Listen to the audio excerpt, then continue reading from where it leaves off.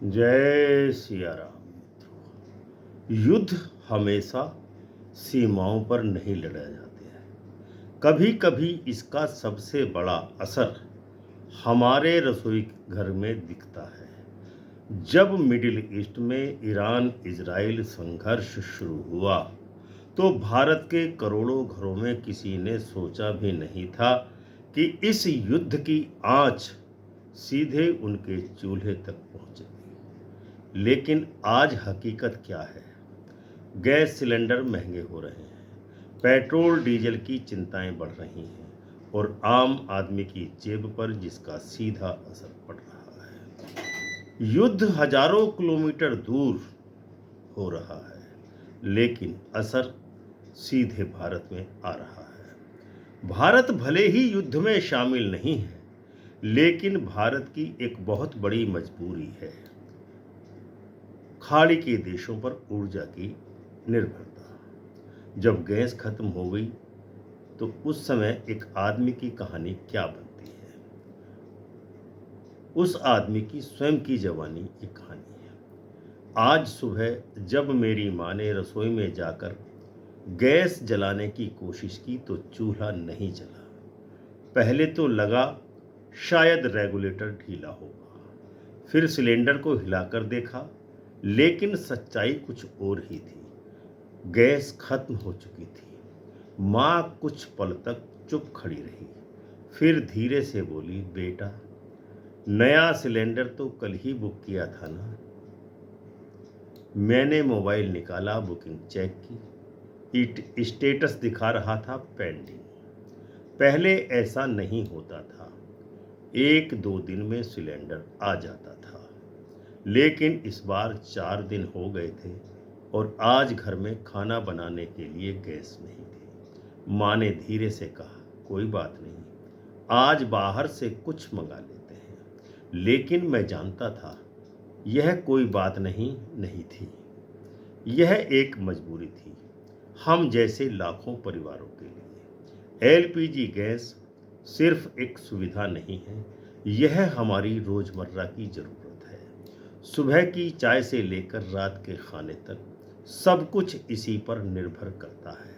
लेकिन आज एक सिलेंडर के इंतजार में पूरा घर जैसे रुक सा गया था। शाम को पिताजी घर आए, उन्होंने पूछा, खाना बना क्या? माँ ने हल्की सी मुस्कान के साथ कहा, आज गैस खत्म हो गई। पिताजी कुछ सेकंड तक चुप रहे, फिर बोले, ठीक है, मैं देखता हूँ। वो बाहर गए, कई दुकानों पर पूछताछ की, लेकिन हर जगह एक ही जवाब मिला, सप्लाई कम है, थोड़ा इंतज़ार करना पड़ेगा। रात को हम सब एक साथ बैठे थे, लेकिन आज खाने की प्लेट के साथ एक चिंता भी थी।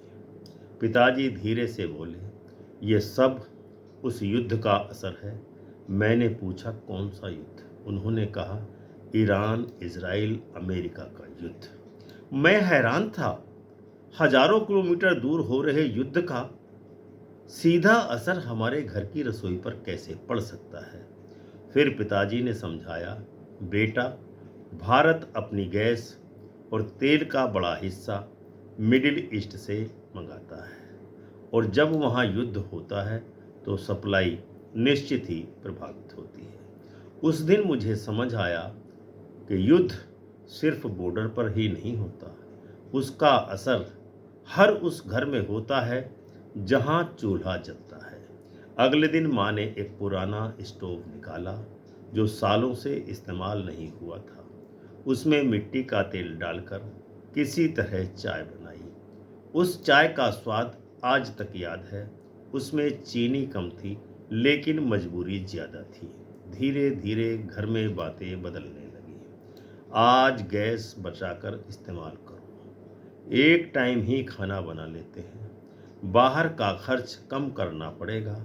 यह सिर्फ हमारे घर की कहानी नहीं है, यह उन लाखों घरों की कहानी है जहां आज गैस महंगी हो रही है, सिलेंडर देर से मिल रहा है और लोगों की परेशानियां लगातार बढ़ रही हैं। सबसे ज़्यादा असर गरीब और मध्यम वर्ग पर पड़ता है। क्योंकि उनके पास कोई दूसरा विकल्प होता ही नहीं है। एक अमीर इंसान बाहर खाना खा सकता है, इलेक्ट्रिक अप्लायंसेज इस्तेमाल कर सकता है, लेकिन एक गरीब परिवार के लिए एलपीजी ही सब कुछ है। और जब वही एलपीजी महंगी हो जाए, समय पर न मिले, तो समझ लीजिए समस्या सिर्फ गैस की नहीं, यह जिंदगी की समस्या बन जाती है। आज भी हमारे घर पर सिलेंडर का इंतज़ार है। हर बार डोरबेल बजती है तो लगता है शायद गैस वाला आया होगा, लेकिन हर बार उम्मीद थोड़ी और टूट जाती है और तब एहसास होता है युद्ध की असली कीमत का। सिर्फ क्योंकि युद्ध की कीमत सिर्फ सैनिक ही नहीं चुकाते, बल्कि हम जैसे आम लोग भी चुकाते हैं।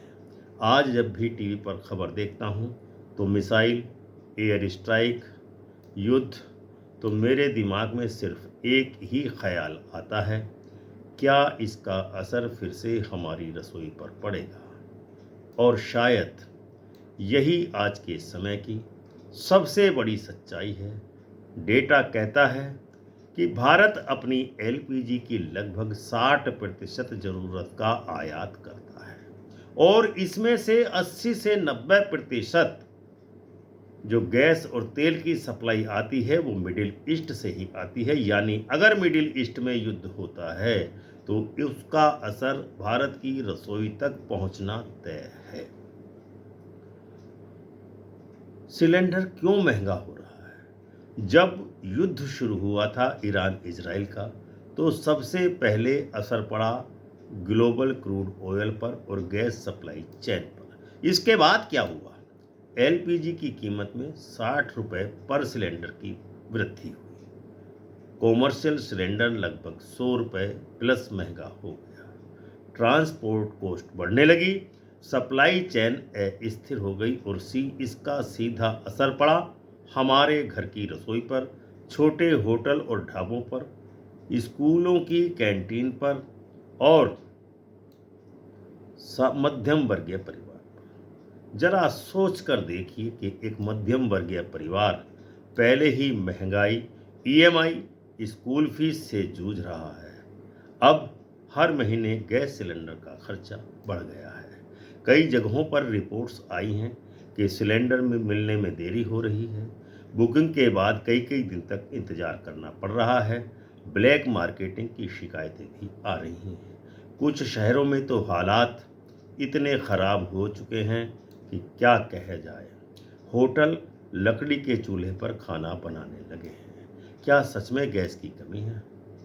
इस स्थिति को जानने की कोशिश करते हैं। सरकार क्या कहती है? कोई कमी नहीं है। पेट्रोलियम मिनिस्टर के अनुसार एलपीजी, पेट्रोल, डीजल की कोई वास्तविक कमी भारत में नहीं है। जो डर है वह पैनिक बाइंग के कारण उत्पन्न हो रहा है। लेकिन ग्राउंड रियलिटी क्या कहती है? लोगों को समय पर सिलेंडर मिल रहा है क्या? कीमतें बढ़ रही हैं, बाजार में अस्थिरता है, यानी सप्लाई है लेकिन सिस्टम पर दबाव है। पेट्रोल डीजल पर भी इसका असर अब धीरे धीरे दिखने लगा है। अभी तक सरकार ने कीमतें स्थिर रखने की कोशिशें की हैं, लेकिन डेटा कुछ और बता रहा है। भारत ने मिडिल ईस्ट पर निर्भरता घटा करके एक सराहनीय काम किया है। 60% से 70% सप्लाई क्रूड ऑयल और गैस की अन्य देशों से लेना शुरू किया है, लेकिन खतरा अभी भी बना हुआ है। अगर युद्ध लंबा चला तो क्रूड ऑयल महंगा होगा और पेट्रोल डीजल भी महंगे होंगे, जिसका खामियाजा भारत की जनता भुगतेगी। असली डर इसके अलावा कुछ और है। दुनिया का सबसे महत्वपूर्ण तेल मार्ग है स्ट्रेट ऑफ हॉर्मुज, जल डमरू मध्य। अगर यहाँ रुकावट आती है तो दुनिया की 20% सप्लाई ऊर्जा प्रभावित होगी। भारत पर इसका सीधा असर पड़ेगा और यही कारण है कि हर एस्केलेशन पर भारत में पैनिक बढ़ जाता है। उद्योग और रोजगार पर असर। एलपीजी सिर्फ रसोई का ईंधन नहीं है, यह इन सेक्टर्स में भी इस्तेमाल होता है, जैसे फर्टिलाइजर्स के क्षेत्र में, रेस्टोरेंट के उद्योग में, मैन्युफैक्चरिंग में। रिपोर्ट्स के अनुसार कई इंडस्ट्रीज प्रभावित हो रही हैं। मतलब यह सिर्फ गैस का संकट नहीं है, यह रोजगार का संकट भी बन सकता है। सबसे ज़्यादा प्रभावित कौन लोग होंगे इस सप्लाई की चेन टूटने पर? गरीब और मध्यम वर्ग। क्यों? क्योंकि इनके लिए एलपीजी ही एक मुख्य ईंधन है। इलेक्ट्रिक या अल्टरनेट ऑप्शंस महंगे हैं। एक गरीब परिवार के लिए 60 रुपए की बढ़ोतरी एक सिलेंडर पर 1 हफ्ते का राशन होता है। असली सच्चाई क्या है? युद्ध सिर्फ सीमा पर नहीं होता, युद्ध का असर अर्थव्यवस्था पर भी होता है, आम आदमी की जिंदगी पर भी होता है, रोजमर्रा के खर्चों पर भी होता है। और सबसे बड़ी बात, जिस देश में युद्ध नहीं हो रहा वहां भी लोग इसकी कीमत चुका रहे हैं। आगे क्या होगा? 24 फरवरी 2026 को मंगल जब राहु के साथ मिला तो अंगारक योग बना, जिसके कारण ठीक 4 दिन बाद इस युद्ध की शुरुआत हुई 28 फरवरी 2026 को। अंगारक योग का प्रभाव 3 अप्रैल तक रहने वाला है। 3 अप्रैल के बाद मंगल शनि के साथ और राहु सूर्य के साथ मिल जाएगा, जिसका कारण ये होगा कि शनि युद्ध को अब लंबा खिंचवाने वाला है। 3 अप्रैल के बाद युद्ध का एस्केलेशन और बढ़ने वाला है। मंगल क्योंकि मीन की राशि में पहुंचा है, मीन राशि में पहुंचा है और मीन राशि जल तत्व की राशि है, जिसमें संभावना ज्योतिष ये बता रहा है कि अब जल युद्ध होगा, वाटर वार होगी, लिक्विडिटी की वार होगी, यानी नेवल फोर्सेस सक्रिय होने वाली है।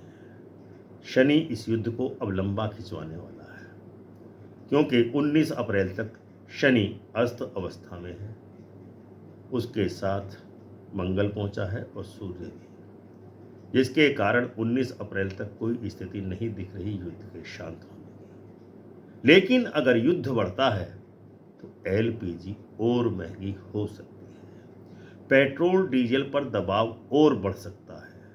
महंगाई की तो बात ही क्या करें, वो तो बढ़नी ही बढ़नी है, सुरसा के मुख की तरह बढ़ती जाएगी। लेकिन अगर स्थिति नियंत्रण में आती है तो कीमतें स्थिर हो सकती हैं, सप्लाई सामान्य हो सकती है। लेकिन ग्रह गोचर का खगोलीय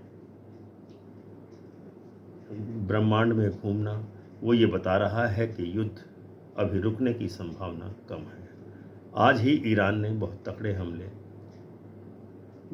विपक्षियों पर किए हैं, जिसके कारण ऐसा लगता है कि 3 अप्रैल को जो सूर्य शनि और मंगल की युति होने वाली है वो युद्ध को अत्यंत भीषण यानी वाटर वार कराने वाली है। इसके अलावा मंगल 12 मई को मेष राशि में और अश्विनी नक्षत्र में जाएगा।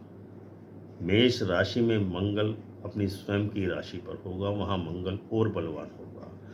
विक्रमी संवत 2083 में का राजा बृहस्पति है तो मंत्री मंगल है। इसी कारण से मंगल इस वर्ष प्रधान ग्रह रहने वाला है और 12 मई के पश्चात बूट्स ऑन ग्राउंड या बैटल होने वाली है जमीन पर। जमीनी युद्ध शुरू होगा 12 मई के बाद। युद्ध की असली कीमत सिर्फ युद्ध में लड़ने वाले सैनिक ही नहीं चुकाते हैं। युद्ध की कीमत बल्कि वह हर इंसान चुकाता है जिसके घर में चूल्हा जलता है। मिडिल ईस्ट में यदि बम गिरते हैं तो उसकी गूंज भारत की रसोई तक सुनाई पड़ती है। यह था आज का वीडियो। उम्मीद है आपको वीडियो पसंद आया होगा और आप वीडियो को लाइक एवं शेयर अवश्य करेंगे। चैनल अमृत कलश को सब्सक्राइब करके ज्वाइन अवश्य कर लें, क्योंकि आपके सहयोग से ही यह चलना चलता है। मिलते हैं नेक्स्ट वीडियो में एक नए विश्लेषण के साथ।